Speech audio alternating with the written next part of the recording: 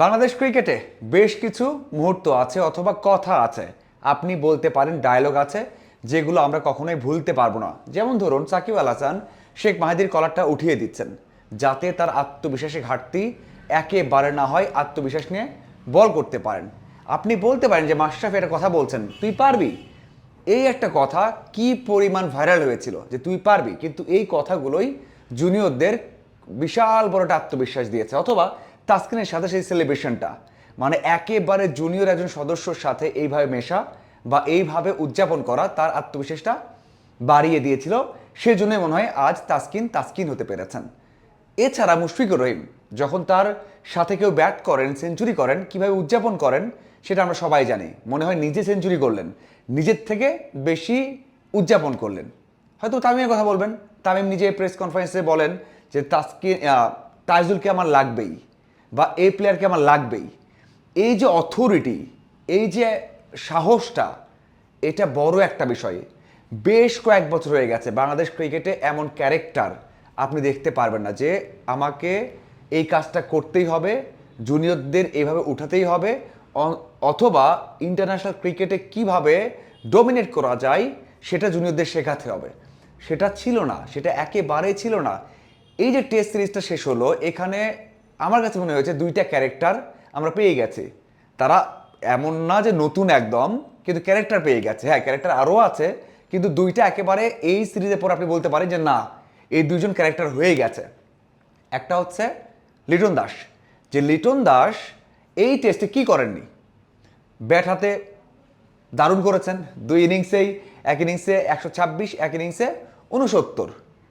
মানে 6 নম্বরে নেমে টেলেন্ডারদের নিয়ে এমন রান করা আসলে মানে লেজেন্ডারি কেউই পারে, সেটা লিটন করেছেন। ক্যাচ নিয়েছেন, কি দারুণ ক্যাচ। ওই ক্যাচ নেওয়ার পর কথা উঠেছিল যে এখন এশিয়ার সেরা উইকেট কিপার কিনা বা বাংলাদেশের সেরা উইকেট কিপার এখনই কিনা, অথবা তার যে কথা হয় উইকেট কিপিং নিয়ে সেইটা ওঠা যৌক্তিক কিনা। কারণ দারুণ ক্যাচ নিয়েছেন, উইকেটের পেছনে দারুণ করেছেন পুরো টেস্ট জুড়েই। শুধুমাত্র ক্যাচ নয়, যেগুলো লেগ সাইডে বল করেছেন, বাউন্স বল করেছেন, একেবারে লেগ সাইডেই ক্যাচ উঠেছে স্পিনারে বলে, সেটা নিয়েছেন। এরপরে বলা হচ্ছে যে one of the best wicket keeper Liton. Sledge করা মানে অপোনেন্ট ব্যাটসম্যানকে জ্বালানো, সেই কাজটা তো প্লাস পেয়েছেন। তার মানে ব্যাট, ফিল্ডিং মানে হচ্ছে উইকেট কিপিং, সাথে হচ্ছে এইভাবে অপোনেন্টকে ডিস্টার্ব করা, সাথে সবচেয়ে বড় বিষয় যেটা যেটা আমার চোখে লেগেছে সেটা হচ্ছে উদযাপন। মানে অন্য একজন উইকেট পেলে তাকে নিয়ে যে উদযাপনটা, মনে হয় যে তার থেকে বেশি আমি খুশি।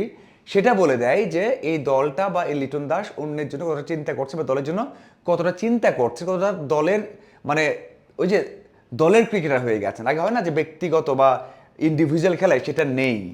যদি একটা ছবি দেখেন, নিজের উদযাপনটা কেউ উদযাপন করেছেন, নিজের ফেসবুকে পোস্ট করেছেন।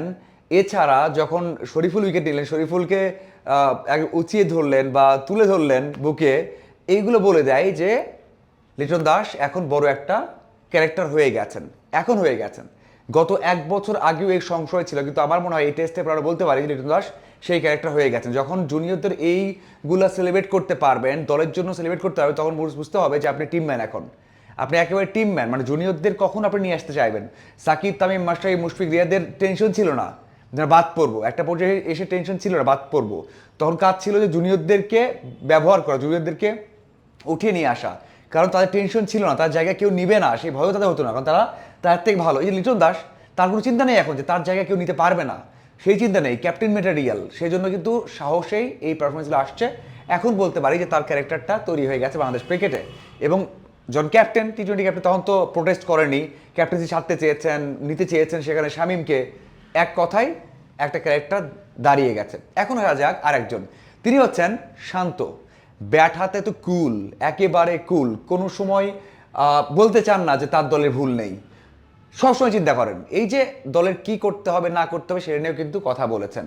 এখন পর্যন্ত নিজে বলছেন যে আমার দলের এখনো উন্নতির জায়গা আছে, নিজে বলছেন যে এই জায়গায় উন্নতি না করলে আর বড় ম্যাচ জিততে পারবো না। যখন পাকিস্তানকে 4টা টেস্টে তাড়াতাড়ি মানে 4টা টেস্টে হারিয়ে দিলাম, পরপর হিস্ট্রি ক্রিয়েট করলাম, তারপরেও শান্ত বলছে না, ডেভেলপমেন্টের অনেক জায়গা আছে। এবং শান্ত জানেন যে টেস্টে তার বাদ পড়ার সুযোগ নেই, টেস্টে তার জায়গা কেউ নেবে না। ওই যে একটা ক্যারেক্টার হয়ে যাওয়া, ক্যাপ্টেন্সি ম্যাটেরিয়াল হয়ে যাওয়া, one of the best captain আমাদের, টেস্ট ক্যাপ্টেন। এবং পারফরমেন্স 9টা সেঞ্চুরি, 6টা হাফ সেঞ্চুরি, এবং মুশফিক যতগুলো ম্যাচ খেলেছেন, 100টা ম্যাচ খেলেছেন, ওই 100 ম্যাচ খেললে এই রেশিও থাকলে তার সেঞ্চুরি হয়ে যাবে 25টা থেকে 27টা। মাত্র 40টা বা 41টা টেস্ট খেলেছেন, 9টা সেঞ্চুরি করে ফেলেছেন। মুশফিক 14 সেঞ্চুরি, ম্যাচ খেলেছেন 102টা। অন্যদিকে মুমিনুলের একই অবস্থা, 75 মতো ম্যাচ খেলেছেন, তার সেঞ্চুরি কিন্তু 13টা। তো সেই দিক থেকে কনভার্সন রেট, তার পারফরমেন্স, তার অন ফিল্ডে তার বোলিং চেঞ্জ করা, ক্যাপ্টেন্সি ম্যাটেরিয়াল, যেটা কিন্তু পাকিস্তান জুড়েও এখন সে আলোচনা হচ্ছে, সব জায়গাতে সে আলোচনা হচ্ছে। তার মানে এই দুটো ক্যারেক্টার বিল্ড হয়ে গেছে বাংলাদেশ ক্রিকেটে। তারা এখন অন্যদের বিল্ড করতে পারবে। তার চিন্তা নেই যারা বাদ পড়বো, তার চিন্তা নেই যে আমাদেরকে রেখে কি বলছে, তার চিন্তা নেই যে আমরা গেম সেন্স নিয়ে কি বলছে। তারা ক্যারেক্টার বিল্ড হয়ে গেছে, যেমনটা আগে নাম দিয়ে শুরু করলাম 5 জনের নাম, সেই 5 জন যেমনটা ছিল, এর সাথে আরো 2টা ক্যারেক্টার যুক্ত হলে অবশ্যই এগিয়ে যাবে। এবং ক্যারেক্টার নেই তা না, তাসকিন আছে সেখানে, মুমিনুল আছেন সেখানে, অবশ্যই মুস্তাফিজ আছেন, ওডিআই টি20তে আছেন। কিন্তু একক একটা ক্যারেক্টার, আলাদা ক্যারেক্টার হয়ে দাঁড়ানো, সেটা কিন্তু এই দুজন সবাইকে ছাড়িয়ে গেছে, সবাইকে ছাড়িয়ে গেছে। আমার মনে হয় এমন আরও 2 থেকে 3টা আসলে বাংলাদেশ ক্রিকেট আরও এগিয়ে যাবে। আপনাদের কি মনে হয় অবশ্যই জানাবেন। ধন্যবাদ।